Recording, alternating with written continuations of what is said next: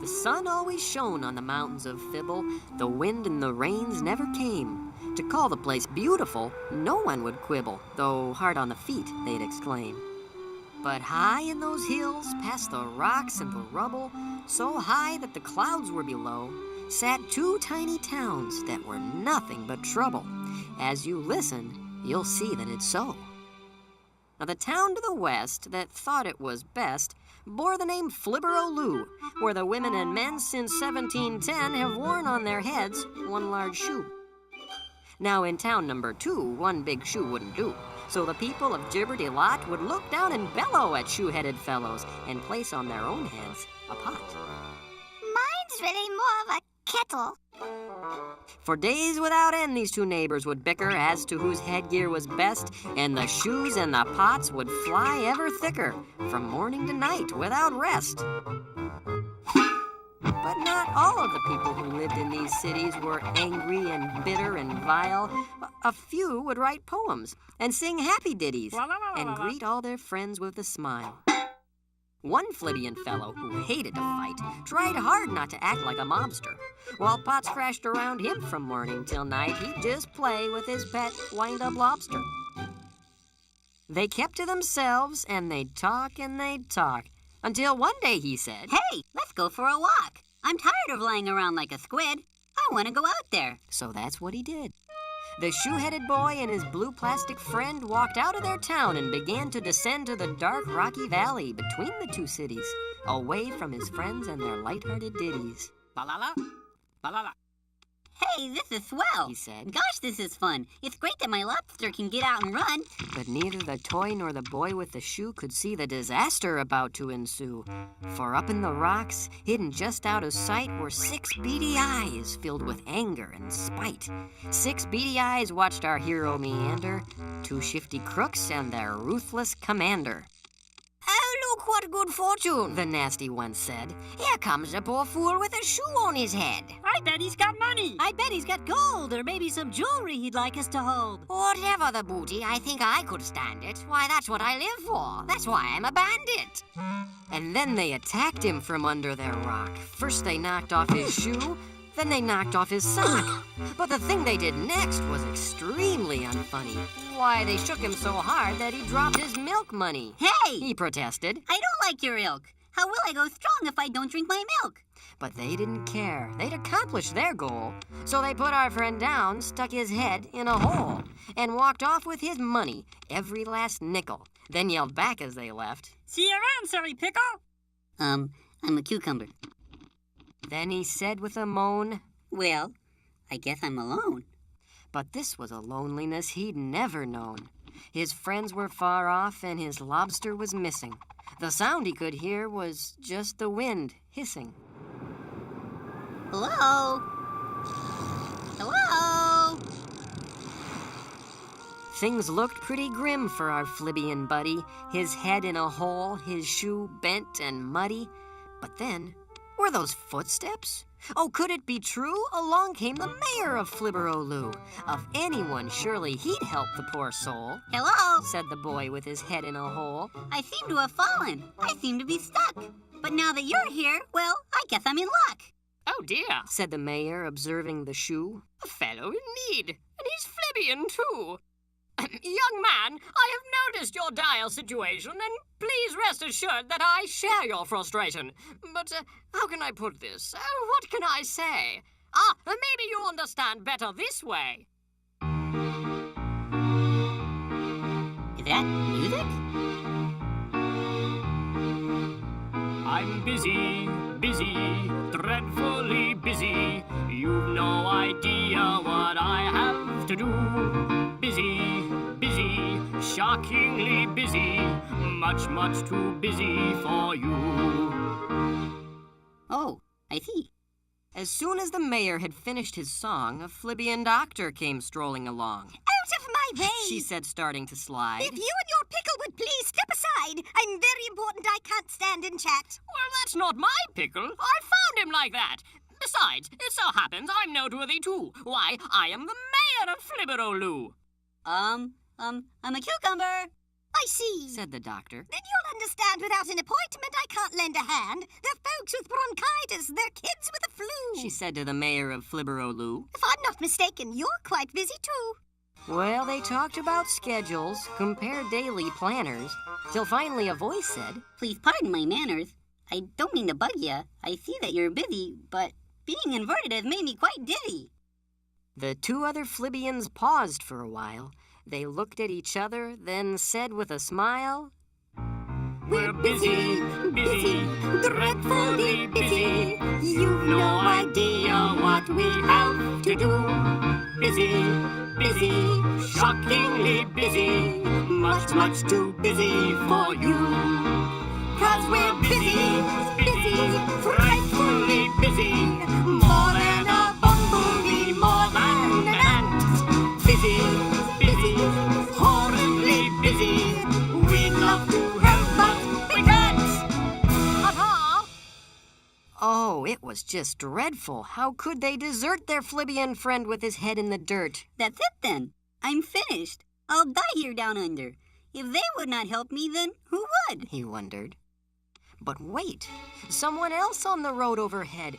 Would they help a friend beaten up, left for dead? Oh, look, on his head, not a shoe but a pot. Why, this little guy was from Jibber-de-lot. Would he help a Flibian? Certainly not. The boy with the pot saw our friend with the shoe. Oh, look! He exclaimed. He's from Flibber-o-loo. Why, they think we're garbage. They pelt us with shoes. Why should I care if he's beaten and bruised? But out here in the wild, his chances are slim. If I was in need, would I want help from him? He looked at our friend, and he looked at the shoe. And then in his heart, he knew what to do. He may be Flibian, that's plain to see. But God made him special, just like he made me. So we got him unstuck, and he picked up his shoe, and together they walked back to Flibber-o-loo, out of the valley and back into town, where he stayed by his side till the doctor was found. Oh my! Said the doctor. He's wearing a pot. The little one there is from Jibber-de-lot. You saved this fellow? You pulled him through it? I don't understand. Tell me, why did you do it? He has a shoe and I have a pot. But when we look deeper, there's more that we've got. God made us special and now I can see. If you're special to him, then you're special to me. Love your neighbor. When someone helps you, then you'll understand. When you love your neighbor, loving means lending a hand. If you see someone who's hurt or in need, maybe it's time to perform a good deed. And when you finish, you'll find that it's true. When you make them feel better, you'll feel better too. Here, let me help you. Thank you. Oh, love your neighbor. When someone helps you, then you understand. When you love your neighbor, loving means lending a hand. So the boy with the pot gave the doctor some money to pay for the cucumber's bill. And the mayor cried out with his eyes moist and runny, I'm touched by his act of goodwill. If this little guy can take care of his brother when he lives in one town and he in the other, why can't we all try to help one another? And love will surround our fair hill. Now if you visit the mountains of Fibble, you won't see a shoe or a pot. Instead, they throw flowers and candy to nibble. I bet that you'd like it a lot.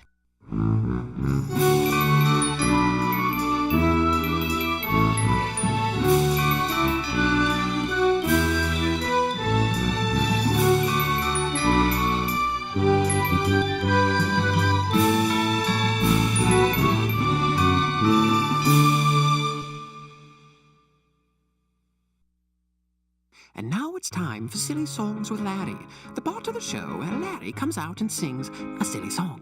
Our curtain opens as Larry, having just finished his morning bath, is searching for his hairbrush. Having no success, Larry cries out, Oh, where is my hairbrush? Oh, where is my hairbrush? Oh, where, oh, where, oh, where, oh, where, oh, where, oh, where, oh, where, oh, where, oh, where is my hairbrush? Having heard his cry, Pa Grape enters the scene. Shocked and slightly embarrassed at the sight of Larry in a towel, Pa regains his composure and reports. I think I saw a hairbrush back there! Back there is my hairbrush. Back there is my hairbrush.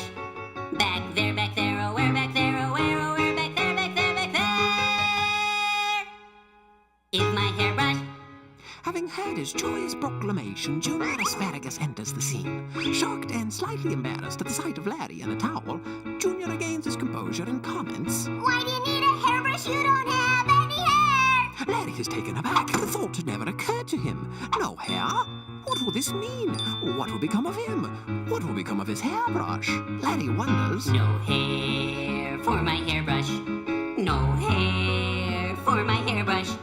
No hair, no hair, nowhere, no hair, no hair, no hair, nowhere, back there, no hair for my hairbrush. Having heard his wondering, Bob the Tomato enters the scene. Shocked and slightly embarrassed at the sight of Larry in a towel, Bob regains his composure and confesses. Larry, that old hairbrush of yours. Well, you never use it. You don't really need it, so... Well, I'm sorry. I didn't know. But I gave it to the Peach, 'cause he's got hair. Feeling a deep sense of loss, Larry stumbles back and laments. Not fair, oh my hairbrush. Not fair, my poor hairbrush.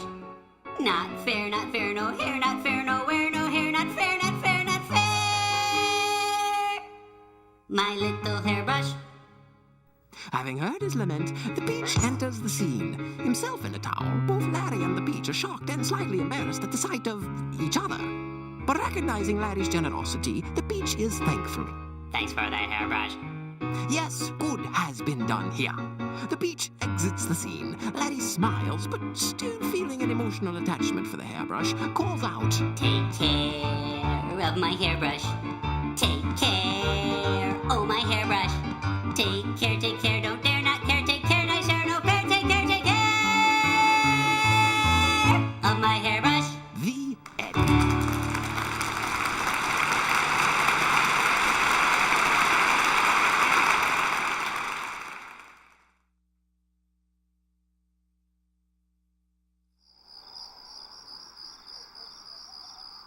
So is there anyone else you'd like to invite to your birthday party?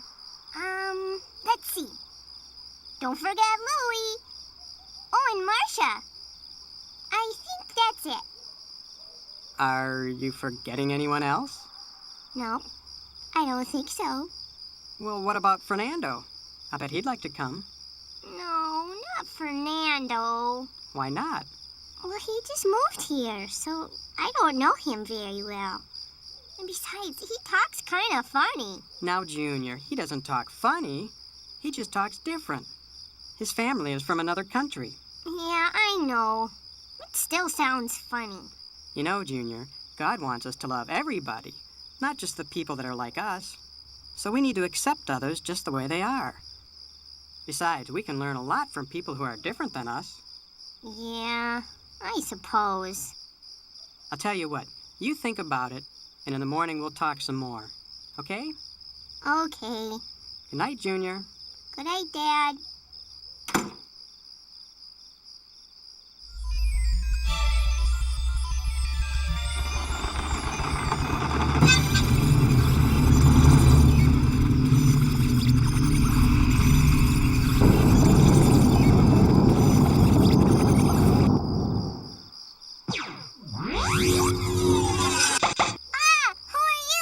I'm Bob. I'm a tomato, and I need your help. Whoa, deja vu. What's he got on his space helmet? Huh? What do you mean? Larry! What? How many times have I told you not to eat while you're wearing your helmet? Oh, sorry.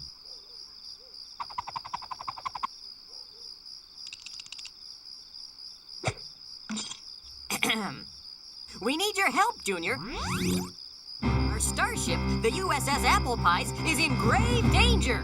Oh, really? Tell me more. In just 8 minutes, the ship and its crew will be smashed to bits by a giant meteor. Good heavens. Well, can't you just move the ship out of the way? That's just it. The Apple Pies is completely without power. Dead in the water. She can't budge an inch. She's stuck. Oh, dear. Well, gee, how can I help? Didn't you minor in aerospace technology at the Happy Tots preschool? Why, yes, I did. What'd you major in? That's not important now. Play-Doh. Me too. No time for chit-chat. Junior, only you can save the Apple Pies. Lieutenant Larry, the Shrieker Beam. Aye, aye, Captain Bob.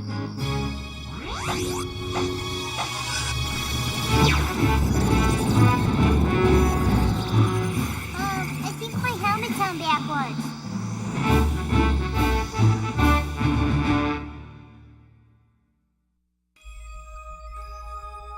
There it is, the USS Apple Pies. When we get on board, you'll be briefed by the ship's engineer, Scooter. Then you can get to work fixing the power. Okay.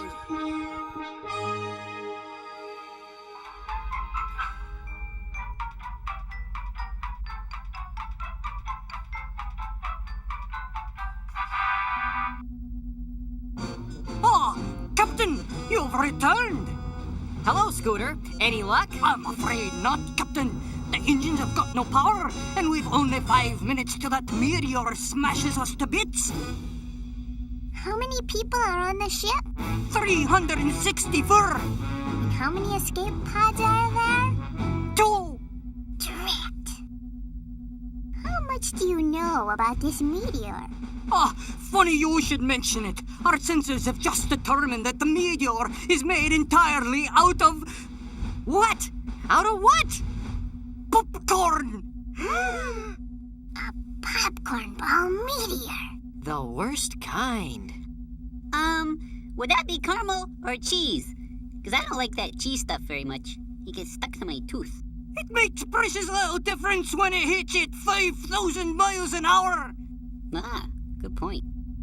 Meet me in St. Louis, Louis. Meet me at the fair.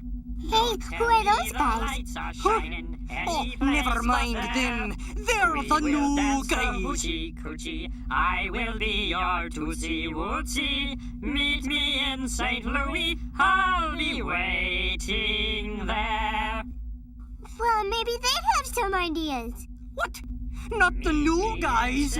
They don't know anything. All they do is sing and eat and sing. Between you and me, I think they're crazy. We will dance the hoochie coochie. I will be your tootsie wootsy. Meet me in St. Louis. I'll be waiting there. Hi, I'm Junior. I'm Jimmy Gord. I'm Jerry Gord. We're the new guys. So, why do you sing all the time? Why don't you? 'Cause it's weird. I mean, different. You know, sometimes differences can be good if we just take the time to get to know each other. Yeah, maybe. So, why do you eat so much? We're hungry, I guess. It's our metabolism or something. You know, sometimes I think I could eat a whole bus. Yeah, well, sometimes I think I could eat a whole spaceship. Oh, yeah? Well, sometimes I think I could eat a whole planet. I could eat a rooster, a Scooter, refrigerator, and more. how many escape pods did you say there were? 2. Jamie, did you mean what you said about eating a whole planet? Well, sure, but... How would you guys like to help save the ship? Well, gosh, that'd be swell. Grab the guards!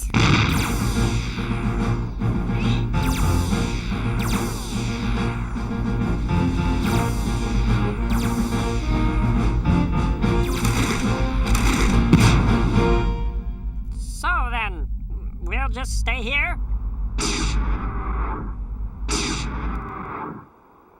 Hey, it's kind of like a field trip or something. Only 2 minutes left. I hope this works.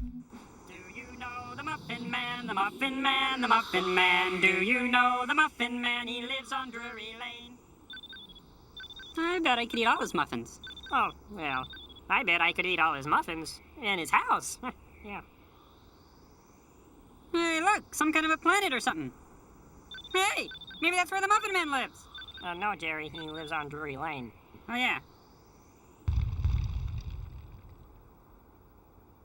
Hey, what is this stuff? It's popcorn. Let's eat it! Do you think it's possible? If anyone can do it, they can.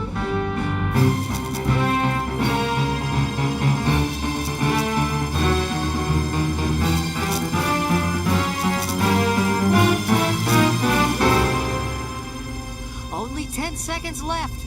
I sure hope those gourds were hungry. 5, 4, 3, 2, 1. Incoming! No more for me, thanks. I'm full. Excuse me. Get 'em in here!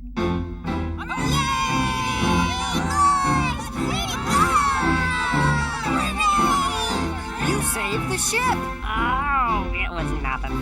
Nothing. You're telling me saving 364 lives by rapidly consuming 14,000 metric tons of popcorn is nothing? Well, I guess maybe it's a little something. And to think I wouldn't be your friend just because you guys are different.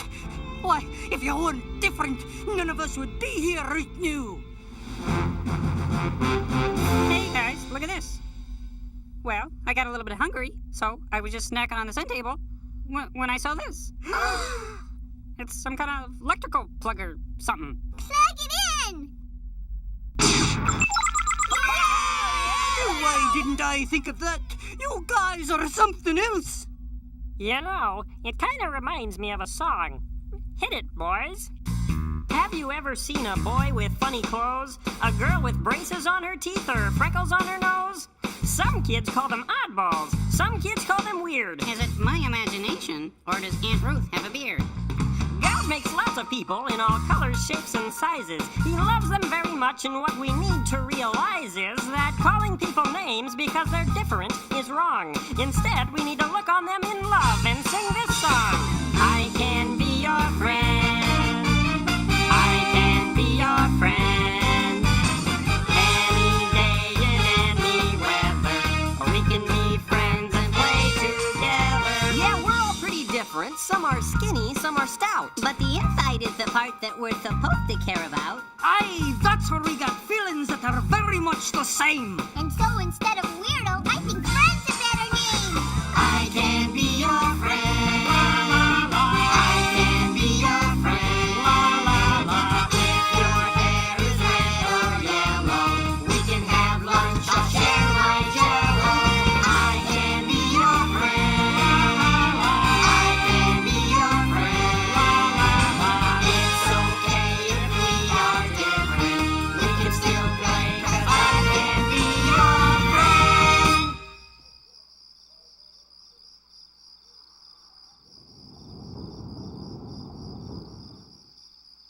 Dad, come quick. What is it? Is something wrong? Oh, no. I just wanted to tell you that I'm going to invite Fernando to my party after all. Really? That was quick. What made you change your mind? Well, you know, being different can be good. Like maybe if my party's about to be smashed by a giant popcorn bomb eater, Fernando could eat it. Or maybe if the slime monster shows up and tries to squirt slime all over us, Fernando could maybe blast him with his X-ray eyes. Well, I don't think Fernando could do those kinds of things. But I bet he could teach you about his country and show you the kinds of foods he likes to eat. Who knows? You might like it. Yeah, that sounds fun. I sure am proud of you for making the right decision. Well, it's time for sleeping. I love you, little mister. I love you, big mister. See you tomorrow. Okay.